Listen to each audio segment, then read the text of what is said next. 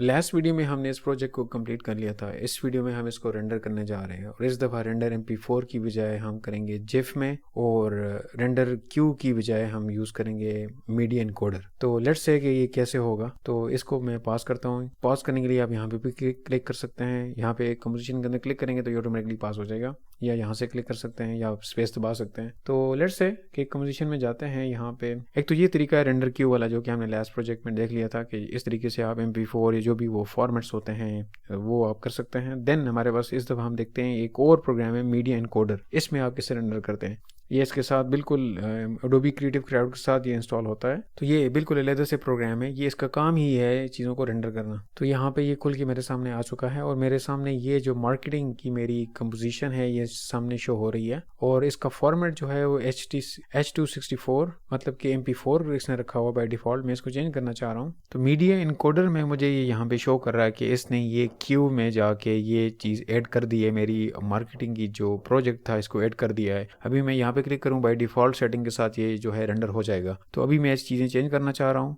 तो मैं यहाँ पे क्लिक करूँगा तो ये एक गिफ है। अगर आप सिंपली इसको गिफ सेलेक्ट करेंगे तो ये सीरीज ऑफ इमेजेस बना देगा। जितने आपके फ्रेम्स हैं उतने इमेजेस बन जाएंगे आपके। तो ये हम नहीं चाह रहे, तो हम एनिमेटेड गिफ चाह रहे हैं। तो हम यहाँ पे क्लिक करेंगे, एनिमेटेड गिफ हो गया। देन उसकी मजीद सेटिंग्स हैं, तो आप मजीद सेटिंग यहाँ पे करना चाह रहे हैं कि क्या कौन सी सिर्फ वर्क एरिया को करे या पूरी इंटायर कंपोजिशन को करे। जो हमारा वर्क एरिया होता है हम उसी में ज़्यादातर डिफ़ॉल्ट पे वही होता है, या कस्टम आप अपना डिफाइन करना चाहते हैं तो मजीद सेटिंग आप यहाँ से चेंज कर सकते हैं। देन इसके बाद आता है आपका आउटपुट फोल्डर। ये कहाँ पे इसको जाके फेंके। मैं चाहता हूँ कि ये डॉक्यूमेंट्स के अंदर जाके एक नया फोल्डर बनाए और यहाँ पे मैं कह देता हूँ इसको मार्केटिंग का नाम दे। मैं सेव का बटन दबा दूंगा और ये देखें ये कह रहा है रेडी लिखा आ रहा है। तो जैसे ही यहाँ पे स्टेटस इसका रेडी है, तो जैसे ही आप यहाँ पे प्ले का बटन दबाएंगे तो यहाँ पे नीचे ये रेंडर की इन्फॉर्मेशन हमें नजर आना शुरू हो जाएगी। देखें ये रेंडर हो रहा है। तो जैसे ये हो जाएगा यहाँ पे टिक लग जाएगा। तो ये देखें ये टिक लग चुका है और ये रेंडर हो चुका है। तो अभी मैं डॉक्यूमेंट्स में जाता हूँ और उसको खोलता हूँ कि देखें वो कैसे उसने इसको रेंडर किया। अभी मैं अपने डॉक्यूमेंट के फोल्डर में आ चुका हूँ। ये मार्केटिंग है,